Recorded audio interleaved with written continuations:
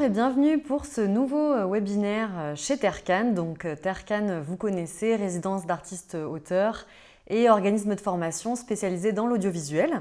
Donc aujourd'hui, nouveau thème de webinaire, donc on reçoit Olivier Vigneron, donc formateur, étalonneur et monteur. Donc bonjour Olivier. Bonjour Pauline. Donc si ça te va, tu vas nous présenter un peu le sujet d'aujourd'hui et puis on passera ensuite, tu nous as présenté plusieurs démonstrations avec plusieurs cas de figure pour bien comprendre l'outil et pouvoir bien le manipuler au quotidien. Tout à fait. Alors, aujourd'hui, on voulait présenter justement le Blackmagic Cloud. Donc le Blackmagic Cloud, ça permet de faire du travail collaboratif avec DaVinci Resolve. Ça peut être un étalonnage qui se fait quelque part et le montage qui se fait ailleurs. Ou tout simplement quelqu'un qui prend son ordinateur et, pour travailler le week-end et qui n'a pas envie de passer son temps à échanger des fichiers avec son ordinateur de bureau, il pourrait utiliser le Blackmagic Cloud pour simplifier la vie. D'accord, donc oui, tu nous as dit que c'est de plus en plus simple d'utilisation, de plus Oui. en plus accessible. Du coup, si tu veux qu'on commence, qu'on passe directement à la démo, donc plusieurs cas de figure du coup d'utilisation de l'outil. Oui, tout à fait. Alors, déjà, pour le contextualiser, donc je disais c'est simple. Du coup, je vais vous parler un petit peu de la mise en place d'un workflow avec le Blackmagic Cloud. Quelles sont les étapes? Des étapes extrêmement simples. Donc, la première chose, en fait, il va falloir créer un compte. Donc, on peut faire des comptes gratuitement. Donc, ça prend, ça prend 2 minutes. Et ensuite, une fois qu'on aura un compte, là, on pourra décider de créer une project library. Donc, créer tout simplement une bibliothèque de projets qui peut héberger jusqu'à 1000 projets. Et c'est cette project library, cette bibliothèque de projets qui va contenir jusqu'à 1000 projets, il peut y en avoir que un ou deux dedans, hein. On n'est pas obligé d'en avoir 1000, qu'on va partager avec des collaborateurs. Donc, on a le droit de partager ça jusqu'à 30 personnes et 10 pourront travailler en simultané. Donc, c'est assez pratique, enfin, souvent c'est suffisant, on a besoin juste d'être 3-4. Et une fois que du coup, la bibliothèque est partagée, n'importe quel utilisateur référencé ayant accès à cette bibliothèque de projet va pouvoir créer un projet. Donc il va pouvoir créer un projet cloud, on va dire. Ce projet est hébergé du coup sur les serveurs, on va dire Blackmagic, en tout cas pas chez nous. Et c'est ce qui va faire que ça peut être synchronisé avec toutes les machines. Du coup, il y aura un petit paramétrage basique donc, qu'on va montrer dans les démos, qui est différent d'un paramétrage d'un projet standard, parce que qu'est-ce qu'on fait des médias, enfin, voilà, comment ça se synchronise, Tout à ainsi de fait, suite. oui, oui. Donc il y a juste ça à régler. Et puis ensuite, on va pouvoir C'est monter, parti. étalonner, mettre les effets, éventuellement faire le mixage, alors à la queue leu leu, ou éventuellement le monteur commence et puis l'étalonneur va directement faire un étalonnage de base pour ne pas travailler en log ou en RAW, enfin avec des RAW, des images plates. On pourrait, oui, appliquer peut-être les luttes du tournage, donc quelqu'un d'autre pourrait le faire pendant que le monteur travaille. Éventuellement, un assistant pourrait préparer des bins avec d'autres rushs pendant que quelqu'un commence, je sais pas, par l'intro, ainsi de suite. L'étalonneur peut prendre le relais aussi, hein, il n'est pas obligé de travailler en même temps. Et puis, on a quelqu'un qui pourrait commencer à travailler sur l'habillage sur le même projet ou carrément dans ses propres timelines, où il peut attendre que ce soit fini, récupérer. Donc, c'est aussi bien pour faire du va-et-vient que pour travailler en simultané. D'accord, oui, donc on imagine le gain de temps absolument Ben, énorme. ouais, les échanges, tout ça, c'est assez Ouais. pratique. Surtout, le gros avantage là, ça va être pour le stockage. Et c'est pour ça qu'on en parle maintenant, c'est que maintenant, il y a une solution qui est proposée par Blackmagic Design pour le stockage des médias. Donc ça veut dire que, en gros, on veut travailler ensemble. Mhm. Je veux, par exemple, que tu fasses le montage. Et puis moi, je me dis, tiens, si tu veux, je te ferai l'habillage. Eh bien, les médias, on va s'arranger pour les faire héberger dans le Blackmagic Cloud. Donc, ce n'est Mhm. pas obligatoire, hein. Je pourrais aussi décider de te passer un disque dur. C'est une façon de faire. Mais je pourrais aussi prendre un plan qui contient du stockage, le Blackmagic Cloud Storage, Mhm. donc le stockage. Et dans ce cas-là, les médias vont être uploadés et toi, tu vas les downloader. Et puis, si jamais toi, tu rajoutes un média, moi, j'aurai accès et ainsi de suite. Donc, c'est vraiment quelque chose qui va simplifier la vie pour les gens qui travaillent à distance notamment. D'accord, impressionnant. J'ai une petite question, alors vraiment question de base, mais du coup, est-ce qu'on est obligé d'avoir Blackmagic Studio ou est-ce que la version gratuite nous permet quand même d'utiliser le cloud? Toutes ces fonctionnalités cloud, en gros, on détaillera, mais il y a 3 niveaux de cloud possibles, entre guillemets. Elles sont toutes disponibles avec la version qui est la version standard de DaVinci Resolve, donc la version gratuite. Si on a la version studio, on a accès de la même façon. Le seul petit bémol peut-être, pour que ce soit plus simple, pour se simplifier la vie, Oui. après c'est une question de mise en place de workflow, de façon de travailler, de logique, c'est que si une personne a la version studio et une personne a la version standard, si la personne qui a la version studio met des effets, par exemple, tout simplement un filtre qui n'existe pas dans la version standard, la personne qui a la version standard, elle va se retrouver avec le filigrane. Et oui, d'accord. Si elle n'a pas besoin de faire l'export, c'est pas gênant en soi, mais voilà, c'est juste, et il faut simplifier des fois la vie. D'accord. Mais sinon, non. Mais c'est quand même possible, si jamais on veut même essayer l'outil, juste pour le tester, on peut… Imaginons quelqu'un qui a la version gratuite chez lui. Il peut directement faire un essai d'une partie des fonctionnalités Blackmagic Cloud. Il crée un compte gratuit. Oui. Et dedans, il va pouvoir faire des sessions de visionnage avec son client. Donc, collaborer avec son client de manière très simple en utilisant des présentations. Donc, en gros, grâce au compte Blackmagic gratuit, on crée un client. On a le droit jusqu'à 20 clients différents. Et ensuite, quand on va exporter, on va faire un export présentation qui va aller dans ce client.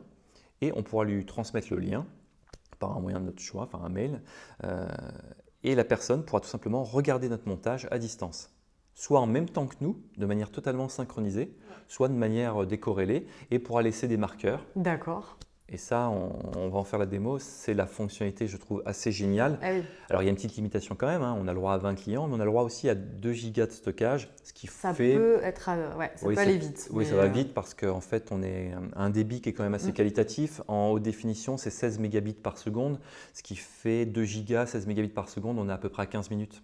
D'accord. Donc, voilà, 20 présentations, 15 minutes, on voit que ça va faire soit des sujets courts, beaucoup. Ouais. Si vous voulez au-delà, il va falloir prendre un plan payant. D'accord, mais ça peut être très très très utile en tout cas. Oui, très pratique. Ouais. En tout cas, pour tester, ça c'est sympa. On peut, pareil, là par contre, on peut être en théorie 10 en simultané. Pour des petits tests, on a essayé d'être un peu plus et c'est assez drôle. Et tu me disais qu'il y a un outil donc, de chat en direct également, ou la visio, ou le chat. Exactement. Alors là, avec le client, on peut être en visio, donc soit que le micro, soit la caméra et le micro, ou alors en chat, ou alors, moi je l'ai déjà fait une fois de manière plus simple. On s'est téléphoné, je dis voilà, on peut mettre en lecture, et du coup, il n'y a plus les problèmes des timecodes, des machins, et ainsi de suite. La personne, on regarde ensemble, vous mettez des marqueurs si vous voulez, ou alors la personne met les marqueurs si elle regarde de son côté. Ouais, super. Si tu veux, on peut peut-être passer à la démo. L'idée, c'est vraiment montrer 2 scénarios simples qui correspondent, je pense, à des choses que beaucoup de gens font. Donc là, premier cas de figure, un utilisateur qui aurait plusieurs machines. C'est le cas, je disais, on sort le soir du boulot, on était dans son bureau et puis on veut travailler le week-end un petit peu. Donc dans ce cas-là, ce qu'on peut faire, c'est quelque chose de simple, c'est la synchronisation de projets uniquement. D'accord. Donc dans Blackmagic Cloud, nous on est sur notre station de montage, on travaille avec notre stockage. On travaille avec le projet qui est dans Blackmagic Cloud. Et comme il est dans Blackmagic Cloud, on peut à tout moment y accéder en fait, depuis n'importe quel autre poste. Il suffira tout simplement déjà de changer de poste et puis tout simplement de prendre éventuellement le disque et le connecter. Là, l'intérêt de ce petit scénario, c'est qu'on ne synchronise que le projet. Donc en gros, on n'a besoin que d'une Project Library. La Project Library, c'est à partir de 6 € par mois. Donc on peut tester un mois. Une fois que vous avez fini, vous enlevez votre Project Library, vous n'êtes plus facturé. Donc on peut tester vraiment ça simplement et plus besoin de faire des copies de projet, des machins, des trucs. Ça marche aussi à plusieurs utilisateurs. C'est juste que là, comme je voulais montrer l'exemple dont on se passe le disque, c'est beaucoup plus facile quand vous déplacez avec votre disque plutôt que de l'envoyer à un copain, une copie, ainsi de suite. Ah bah oui, tout à fait. Mais ça pourrait être à plusieurs sans problème. Et deuxième scénario, là, c'est plusieurs utilisateurs qui vont collaborer et on va vouloir centraliser dans le Blackmagic Cloud à la fois la bibliothèque de projets, donc tous nos projets, jusqu'à 1000 d'un coup, et les médias. Ce qui fait que les personnes, elles ont juste à se connecter avec leur identifiant Blackmagic, POC POC, et elles vont télécharger les médias. Enfin, ça se fait automatiquement, c'est ça qui est génial. Ça va synchroniser automatiquement sur leur machine. Certains postes, par exemple ici, on voit il y a un portable, par exemple pour quelqu'un qui veut juste regarder un petit peu, il n'aura que les proxys. Un poste, par exemple pour le monteur, lui, il aura aussi besoin que des proxys, donc des versions basse qualité. D'accord, Et donc puis tu par peux contre, choisir ce version, qu'on va la rapatrier, version ouais, que tu télécharges, ouais, que exactement. tu synchronises. Au moment où nous, on accède au projet, on demande à accéder soit aux D'accord, hautes qualités, soit aux basses qualités, soit les deux. Et dans ce d'accord. cas-là, par exemple, voilà, l'étalonneur, lui qui est à distance aussi, il pourra récupérer les hautes qualités. D'accord. Au niveau durée, du coup, ça prend combien de temps de synchroniser comme ça un projet? Ça dépend, j'imagine, Ouais, ça dépend de la quantité de rush. Est-ce que c'est long? Est-ce que voilà, J'ai fait en fait des essais là pour cette démo avec des rushs qui étaient en RAW. Mhm. Les proxys ont été générés relativement vite. Quand je dis relativement vite, c'est en l'espace de quelques minutes. Et l'upload, du coup, a enchaîné et en l'espace effectivement d'une dizaine de minutes, on commençait à voir les plans qui popaient sur les autres Ah ouais, stations. Donc on pouvait déjà regarder. super. En proxy, pour le monteur, en fait, il peut commencer à monter Ouais. vraiment très très rapidement. Enfin, il peut commencer au moins à ranger les choses de manière très très rapide. On avait une connexion fibre. C'est quand même important d'avoir des bonnes connexions Et si oui, vous oui, voulez oui, faire ce genre complètement. de choses. Mais la connexion n'était pas non plus délirante. Et le dernier point, ça c'est vraiment sans compte, enfin avec un compte gratuit uniquement, c'est ce dont je parlais, la séance de visionnage, avec le gros intérêt que là, on passe par Blackmagic Cloud pour héberger les présentations. Ces présentations vont être disponibles et nos clients peuvent utiliser aussi bien Safari que Firefox. Et oui, tu nous disais, c'est juste un lien qu'ils reçoivent, On ils ont reçoit juste un à lien, cliquer, on voilà, clique. ils n'ont pas à s'identifier, créer un compte, etc. Non, Donc, ils peuvent créer un compte si on leur envoie une invitation. Ils sont invités à créer un compte. Si d'accord. vous leur envoyez le lien, ils ont directement Et accès ça comme marche ça. quand même. Et ça marche nickel. Ouais. Donc voilà, ça dépend en fait de la collaboration que Oui. vous avez avec votre client.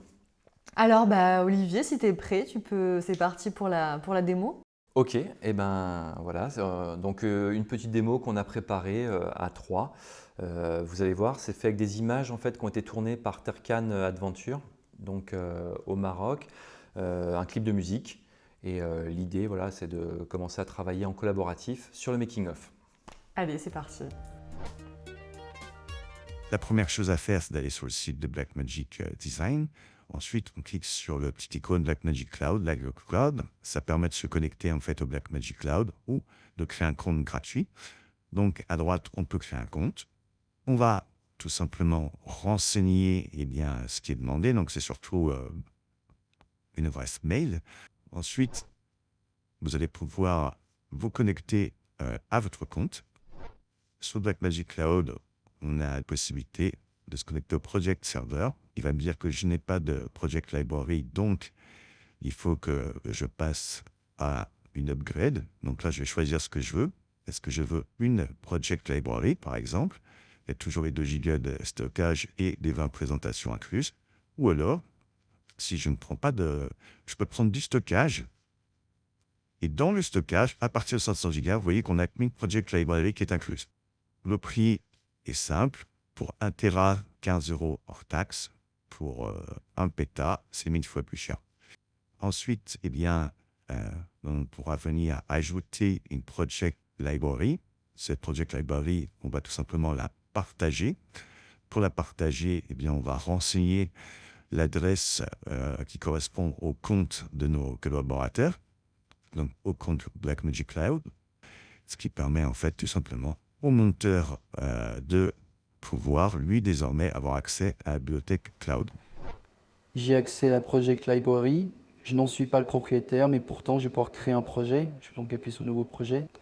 On va commencer, bien entendu, par faire quelques réglages basiques spécifiques au projet cloud. Et ça commence par nommer le projet. Ensuite, on va pouvoir tout simplement choisir l'endroit où vont se mettre les médias spécifiques à un projet cloud. Ça correspond tout simplement aux médias que les autres utilisateurs viendraient à rajouter au projet qui aurait synchronisé sur ma machine. Collaboratif, ne veut pas dire forcément se marcher sur les pieds. Donc ici, je vais choisir tout simplement comment je veux travailler. Est-ce que je veux que plusieurs utilisateurs travaillent en simultané ou alors si un seul utilisateur pourra accéder au projet à la fois. Les autres pourront accéder au projet, mais en lecture seule en fait. Dans mon cas de figure, j'ai envie qu'on travaille tous ensemble pour la démonstration. Ensuite, ici, il y a l'option de synchroniser tout ce qui va être lié au stockage. On a pris une option avec du Blackmagic Cloud Storage. Donc, du coup, on a le choix entre ne pas synchroniser les médias. On travaille chacun avec le projet synchronisé, on se file les disques durs. Ou alors, on synchronise que les proxys ou les proxys les originaux. Ici, je veux que l'étalonneur après moi ait accès aux originaux pour pouvoir étalonner. Donc, j'ai choisi synchroniser proxy et originaux. La dernière option correspond à un workflow dont on ne parlera pas aujourd'hui et qui permet de synchroniser ce que vous tournez avec une caméra dans le Blackmagic Cloud Storage.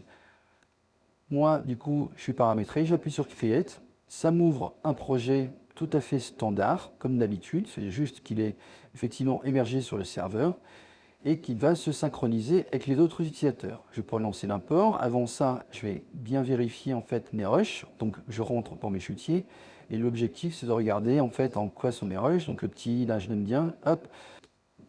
J'ai vu que j'étais en 25 images, c'est ce qui m'intéressait surtout.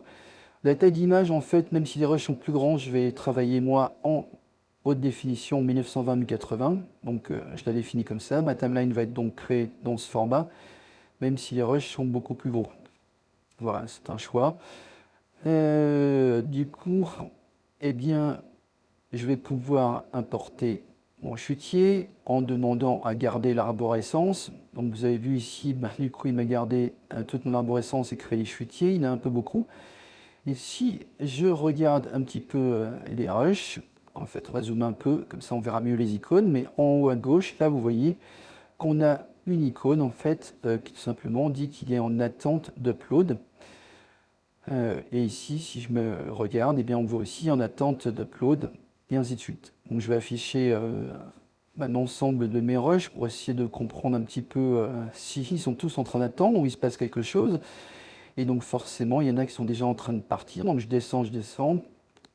Et ben, vous voyez la musique, hein, ici est déjà en fait en train d'uploader. J'ai la petite icône avec les flèches courbées dans un rond bleu. Si je veux vraiment avoir plus de détails, je peux appuyer sur le petit nuage avec la flèche et vous voyez ici en fait un Drift of Drummer et je suis à 3% en fait d'upload. Ce sont surtout les proxys, les fichiers eux en haute qualité suivants. De mon côté, sur le poste d'étalonnage, je peux moi aussi me connecter à la bibliothèque de projet Cloud. Donc je vais ici cliquer sur Cloud. Et aussitôt, il me charge la bibliothèque de projet, Tercan. Je vois tous les projets en fait qui sont disponibles et je vais pouvoir double-cliquer en fait sur Drift of Drummer et ouvrir ce projet qui est déjà ouvert en montage.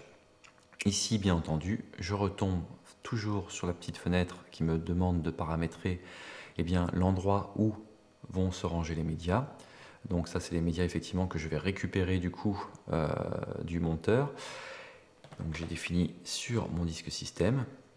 Hop. Et puis ici, ensuite, je vais demander à synchroniser quoi. Cette fois-ci, moi, je veux synchroniser les proxys et les originaux car j'ai besoin des originaux pour faire mon étalonnage. Je peux bien entendu changer ces paramètres à tout moment dans les Project Settings. Ici, on voit que le monteur en fait est sur le bin Riyad Pascal. Donc du coup, ce qui se passe, c'est que ce bin en fait est locké pour le monteur. Donc moi, je ne peux pas faire de modification. En revanche, si je l'ouvre, je vois déjà, je peux ouvrir, donc je peux regarder, je suis en lecture seule. Les médias ont été téléchargés.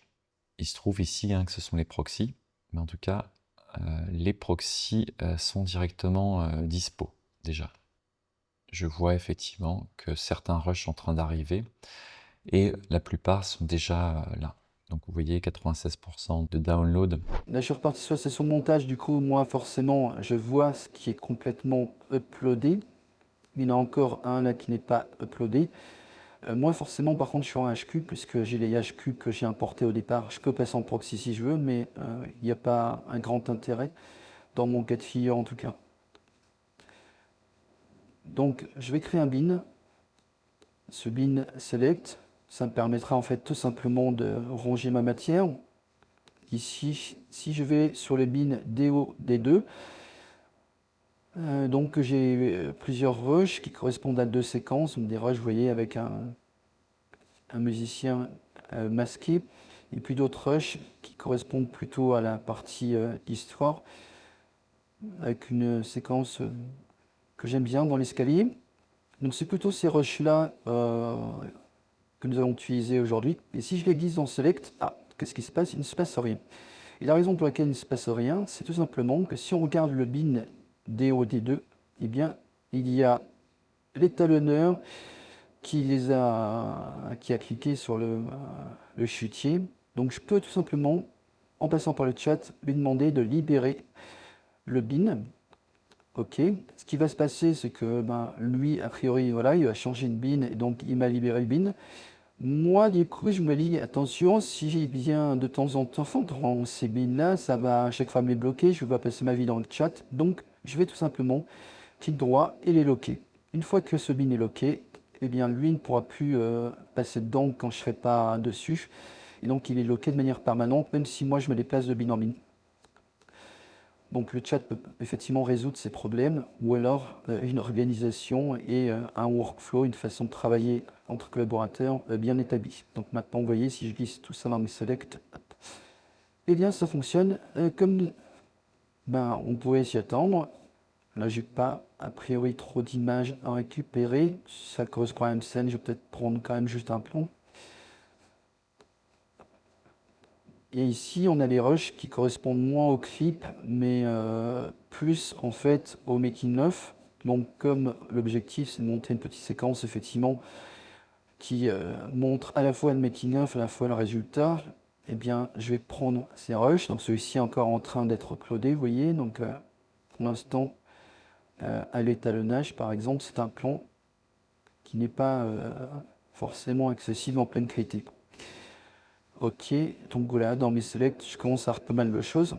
Je vais pouvoir créer un chutier timeline, je vais le remettre à la racine et je vais passer en edit pour créer ma première timeline.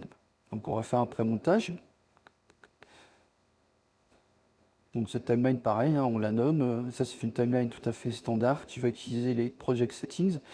Donc, et je vais pouvoir, bien, tout simplement, aller dans mes selects et puis commencer le montage.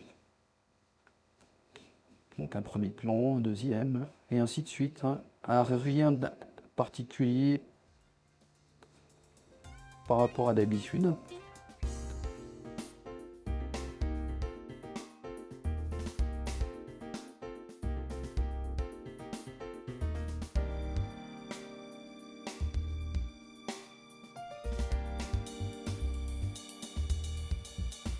Donc en gros, on a 2 plans sur une musique. Si je passe en étalonnage, on voit ici qu'il y a des mises à jour qui ont été faites depuis la dernière fois que j'ai demandé les mises à jour. Donc je demande les mises à jour en cliquant ici par exemple. Et aussitôt, hop, qu'est-ce que je vois? Je vois apparaître du coup le nouveau chutier qui a été créé. Je vois qu'au montage, il y a la main sur la timeline et il y a la main aussi sur le bin select. Moi, je peux quand même ouvrir la timeline. Ça ne me pose pas de problème. En plus, en étalonnage, on va avoir besoin de l'ouvrir pour éventuellement aller sur les plans. Mais par contre, je suis en lecture seule de la timeline. Au niveau montage, si je mets à jour ma timeline, eh bien, qu'est-ce que je vois? Eh bien, je vois tout simplement que en montage, il y a eu des plans qui ont été rajoutés.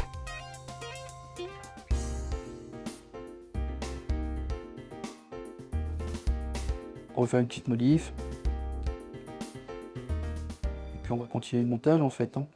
Puisque l'idée, c'est aussi de montrer comment ça se passe en collaboration. En montage, eh bien, ça avance pas mal. Les autres collaborateurs voient effectivement ces 2 petites flèches qui permettent, vous voyez, cliquer et de mettre à jour. C'est pratiquement instantané si vous avez une connexion internet stable. Donc là maintenant, on va pouvoir commencer l'étalonnage.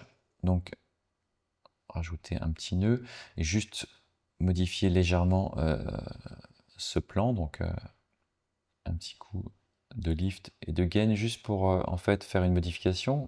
une fois qu'on a fait une modification, quelle qu'elle soit, aussi légère qu'elle soit, il ne se passe rien en montage. Mais il va falloir que je change de plan pour que cette modification apparaisse. Et si on voit maintenant, en haut à droite, dans mon visualiseur, j'ai effectivement bien l'icône de mise à jour, et dans ma timeline aussi, pour me dire quels plans sont mis à jour. Je clique et hop, la mise à jour se voit directement dans ma timeline. Il y a une nouvelle mise à jour, et donc en fait, pareil, si je clique à nouveau, eh bien, un autre plan encore. Donc on voit qu'il commence à y avoir plusieurs plans. Hop, hop. Donc nous, on est en montage. On peut continuer éventuellement à affiner, ajuster le montage. Et là, en gros, ce qui se passe en étalonnage, pour notre présentation, c'est juste une première passe pour avoir des images plus sympathiques à monter. Donc ce plan-là, effectivement, a été modifié avant-après. On peut regarder dans la timeline, puisque nous, on a la possibilité de couper l'étalonnage directement ici. Côté étalonnage, eh bien, toutes les modifications que je fais n'apparaissent pas tant que je n'ai pas changé de plan. C'est la spécificité, c'est du clip locking, alors qu'en montage, c'est la timeline et les bins majoritairement. Hop, si je repasse en montage, eh bien, je vois que en étalonnage, les plans, poum, poum, poum, poum, poum, poum, on a actualisé. Si on avait envie de rajouter du coup l'habillage en tant qu'étalonnage est terminé, en habillage, on peut ouvrir le projet. Une fois encore, on va demander l'endroit pour mettre les médias, puisque forcément cette station ne possède pas les médias, donc on va choisir l'endroit où on les met. En l'occurrence, je les mets toujours là sur le disque système, dans un dossier média DVR. Cette fois-ci, par contre, eh bien, je vais choisir de faire la synchronisation des proxys seulement, parce que vu que c'est juste pour faire du titrage, c'est pratique d'avoir les images, mais globalement, en réalité, il n'y en a pas vraiment besoin. Sachant que là, comme c'est un titrage, tu ne vas même pas être intégré à la timeline. Il y avait... Voilà, il n'y aurait pas eu besoin de synchroniser, mais c'était aussi pour montrer la vitesse à laquelle les proxys ont été uploadés. Les proxys, effectivement, directement. Donc, vous voyez, si je disable all proxies, là, par contre, je suis offline. Et comme moi, mes médias sont synchronisés, on le voit ici avec le petit nuage et la case à cocher, ben, j'aurai rien de plus. J'ai demandé à n'avoir eu que les proxys, donc si je veux voir quelque chose, il faut que je regarde les proxys. Donc là, j'ai demandé préfère caméra original, ce qui vous donne soit les proxys, soit les originaux, suivant ce qu'il y a, avec les originaux en priorité.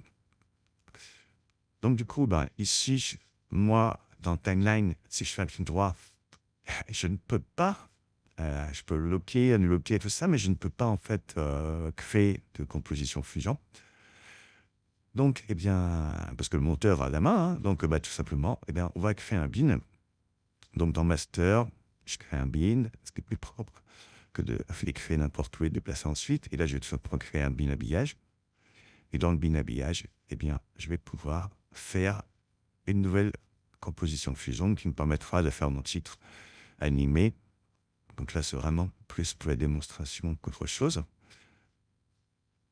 Hop. On double-clique, on ouvre dans Fusion, et dans Fusion, eh bien, on va rajouter juste un texte.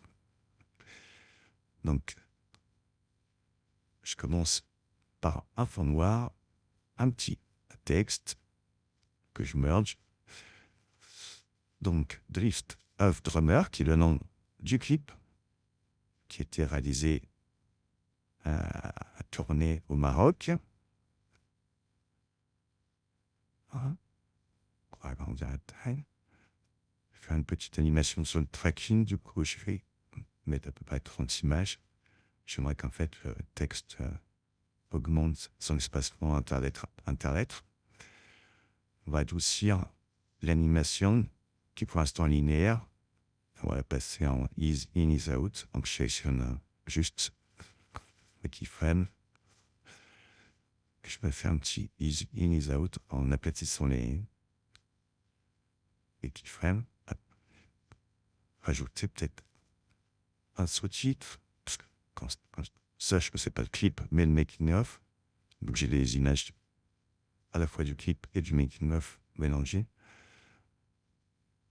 Je vais mettre ça un petit peu en dessous. Boum. Ah, peut-être un peu plus léger.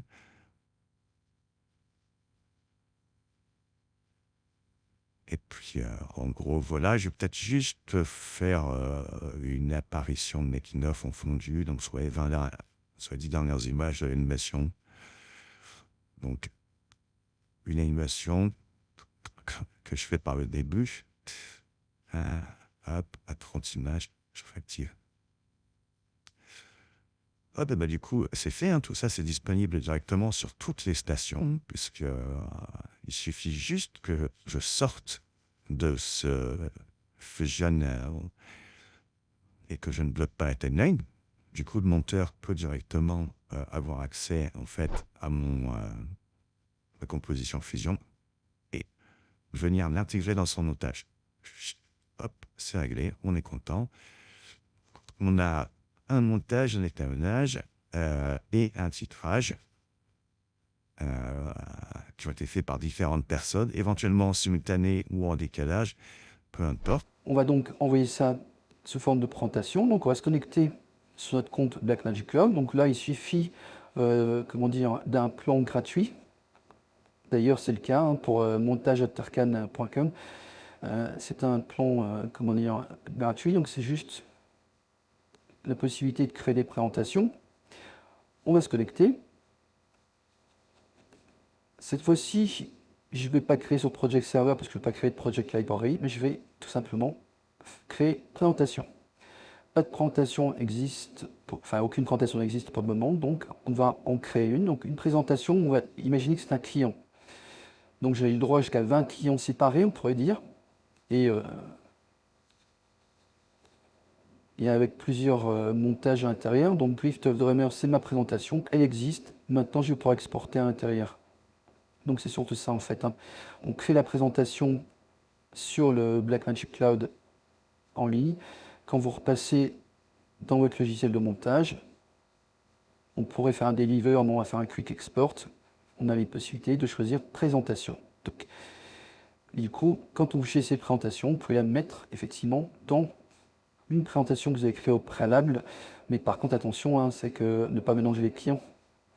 Donc à faire, donc là je l'envoie dans le mot client, j'ai juste appuyé sur export, il fait un export M3 U8, donc là 2 gigas, ça représente à peu près 15 minutes de vidéo, donc on a quelque chose d'assez qualitatif. Hop, donc ma présentation est dispo chez moi, donc je peux la regarder. Alors c'est pas un grand intérêt parce que moi j'ai une timeline. C'est assez qualitatif, je vous disais, c'est 16 mégabits là, en haute définition. Je vais dans les settings, les paramètres de ma présentation, je vais dire que je voudrais bien que effectivement les invités puissent accéder à la présentation et qu'ils puissent ajouter des marqueurs. Là, j'ai deux choix. Soit j'envoie cette adresse à n'importe quel utilisateur qui pourra l'ouvrir dans son navigateur internet, ou alors je fais share, et dans ce cas-là, ça va lui envoyer un petit mail l'invitant à se connecter, enfin à créer un compte Blackmagic Cloud. Donc si vous envoyez ça à un client qui a un compte Blackmagic Cloud, n'hésitez pas à passer par share. Si en revanche c'est un client qui je sais pas, dans l'institutionnel, qui ne connaît pas forcément ce genre de choses, vous pouvez juste lui envoyer le lien copier. Le client, lui, va du coup se connecter, en cliquant sur le lien dans son navigateur, il va mettre son nom, c'est pour que tout le monde se reconnaisse. Forcément, si c'est un client sympa, il ne fera pas trop de modifications. Il va éventuellement autoriser la caméra et ainsi de suite. Nous, là, on va faire les choses sans caméra, sans micro, pour parler de l'arsène et ainsi de suite, mais globalement, on pourrait utiliser ça pour faire de la visio en même temps. Vous pouvez vous téléphoner, vous pouvez vous envoyer des messages. Là, du coup, le client peut regarder, mettre en lecture. Donc ça, c'est le premier truc. Il peut regarder le montage directement. Ça, c'est pratique. Ça vous évite de faire un export et de le mettre sur un stockage partagé. Du côté monteur, où la personne qui veut montrer, on peut lancer la synchro, et à partir du moment où vous lancez la synchro, c'est vous qui allez pouvoir lancer la lecture, et ça vous permet de lire en même temps votre film chez vous et chez le client. Ce qui fait que si après on peut se balader et dire ouais tu vois ce plan-là, ouais. Donc ça c'est très pratique lorsque vous êtes en communication avec le client. Sinon, on ne synchronise pas et le client va pouvoir regarder en fait la vidéo tranquillement, aller dans l'onglet marqueur et puis tout simplement envoyer ses commentaires. Donc tiens par exemple, j'adore ce plan, puisque c'est qui n'enceinte pas ce genre de marqueur qu'il met. Hein. C'est vrai qu'on aurait pu créer le client relou aussi avec t'es sûr que c'est synchro, et ainsi de suite. Mais ce n'était pas l'objectif. Ah, même les clients sympas, des fois, trouvent qu'il y a les soucis. Bon, bah nickel. Et ça, moi, je vais les retrouver aussitôt envoyés en bas à droite sur la station de montage. On a les deux marqueurs qui arrivent. Enfin, là, c'est sur le navigateur web, dans un premier temps. Moi, je peux utiliser le chat pour communiquer. Si jamais on n'a pas mis le micro ni la caméra. Mais ce qui est surtout génial, en fait, avec ces marqueurs, vous voyez ici dans le clip, on voit qu'on peut avoir plusieurs films, hein, plusieurs versions, mais surtout ces marqueurs, si je repasse sur ma timeline, eh bien, ils sont synchronisés. Donc en gros, je peux passer avec les raccourcis habituels de marqueur à marqueur, mage, flèche du haut, flèche du bas, sur les marqueurs 1 et marqueur 2, et je vois ce qu'a noté en fait mon client. Donc ça me permet de faire un suivi et de retrouver facilement. J'ai donc fini cette présentation sur le Blackmagic Cloud et les fonctionnalités de collaboration. Pour faire un petit récapitulatif rapide, on a donc un plan totalement gratuit qui contient 20 présentations et 2 Go de stockage. Ensuite, pour 6 € par mois, on va pouvoir héberger une bibliothèque de projet et travailler à plusieurs dessus. Et si vous voulez vous simplifier l'échange des médias, eh bien on prend du Blackmagic Storage à partir de 9 € par mois pour 500 Go. Eh ben, merci pour ces démos. En tout cas, vous avez l'air de bien vous amuser tous les trois Oui, mais sur ces différents cas de figure. effectivement, on s'est pas mal amusé. Et juste un petit détail, parce que la démo a été montée pour qu'elle soit plus courte, parce qu'effectivement, ça avait tendance à être un peu long, parce qu'on l'a fait en temps réel. Mais la vraie chose qui est vraiment temps réel, c'est quand on passe d'une station à l'autre, il n'y a pas de bidonnage en fait sur les mises à jour. C'est-à-dire qu'on a coupé les moments de creux, mais quand on fait une action et puis que de l'autre côté, il ne se passe rien et puis hop, ça arrive. C'est la petite latence qu'il y a eu sur le Blackmagic Cloud à ce moment-là, donc c'est souvent quelques secondes, c'est même pas, on ne peut pas le noter. Et puis quand c'est instantané, parce qu'il y a des fois c'était vraiment instantané, je m'en suis rendu compte surtout à la partie montage, je me dis ah vache, tu l'as reçu en même temps que moi. D'accord. Et ouais, qu'est-ce que tu crois? Et en fait, voilà, donc on n'a pas bidonné ça du tout. Pour info, après, le mieux c'est que vous testiez, quoi. On va passer du coup aux questions. Est-ce que donc les 5 € hors taxe, donc du coup 6 € TTC, est-ce que je suis la seule à les payer quand je crée ma bibliothèque de projet ou est-ce que tous les utilisateurs vont aussi payer, tu vois? Est-ce que ça Oui. va se rajouter au final Non, en et fait, créer effectivement, tu n'as que la personne qui crée la bibliothèque de projet, donc c'est le propriétaire, il y a une petite couronne, et ce propriétaire paie, et ensuite les 30 membres qui ont le droit d'accéder à la bibliothèque de projet, eux, n'ont rien à payer, peuvent avoir un compte gratuit. D'accord, donc Ouais. pas de frais cachés. Non, ouais. Au niveau aussi donc de la résiliation, comment je fais pour résilier? Est-ce que c'est un abo? Est-ce que je m'engage annuellement? Est-ce que c'est au Non, semestre? Est-ce que ouais, c'est plus simple que ça. Donc, on paye tous les mois tant qu'il y a en fait une bibliothèque de projet qui est active. Si vous avez fini, vous pouvez enlever la bibliothèque de projet. Donc, on peut sauvegarder les projets en local, par exemple, supprimer la bibliothèque de projet. Et dans ce cas-là, ou la désactiver d'ailleurs, il y a plusieurs façons de faire toujours. D'accord. Et dans ce cas-là, on n'est plus facturé. D'accord. Donc, c'est assez souple. Ouais. Très bien. Moi, j'ai une autre question par rapport au Blackmagic Store. Est-ce que c'est nécessaire? Est-ce que tu le conseilles ou est-ce qu'on peut tout à fait s'en passer pour cette fonctionnalité? Donc le Blackmagic Cloud Store, c'est du stockage en fait. Du stockage. Sa spécificité, c'est qu'il permet en fait de travailler à plusieurs utilisateurs dessus. Donc du coup, l'intérêt serait plutôt si on est dans une société où il y a plusieurs personnes qui veulent travailler avec le Blackmagic Cloud, par exemple, donc en collaboratif, et ils ont envie d'avoir un stockage partagé.